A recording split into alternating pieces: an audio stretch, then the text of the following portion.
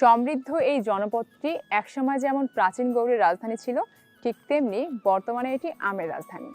যে কোনো একটি ফসল যত্ন এবং গুরুত্ব সহকারে চাষ করলে যে কোনো অঞ্চলের অর্থনীতিতে কী পরিমাণ পরিবর্তন আসতে পারে তার অন্যতম উদাহরণ হচ্ছে এই চাঁপাইনবাবগঞ্জ। আম চাষ বদলে দিয়েছে চাঁপাইনবাবগঞ্জের অর্থনৈতিক চাকা। বাংলাদেশের আমের রাজধানী চাঁপাইনবাবগঞ্জে বিভিন্ন জাতের মিষ্টি সব আমের চাষ হচ্ছে, যেমন খিরসাপাত, ল্যাংড়া, আম্রপালি, ফজলি, গোপালভোগ সহ বেশ কিছু আম। এই আমগুলো মে মাসের শেষ থেকে শুরু হয় নামানো এবং অগাস্টের শেষ পর্যন্ত পাওয়া যায়। পুরো চাঁপাইনবাবগঞ্জ জুড়ে প্রায় 22,000 হেক্টর জমিতে আমের চাষ হয়।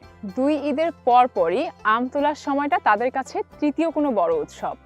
আম তোলার সময় পুরো চাঁপাইনবাবগঞ্জ জুড়ে বিরাজ করে উৎসব মুখর এক পরিবেশ। চাঁপাইনবাবগঞ্জের সবথেকে বড় আমের বাজার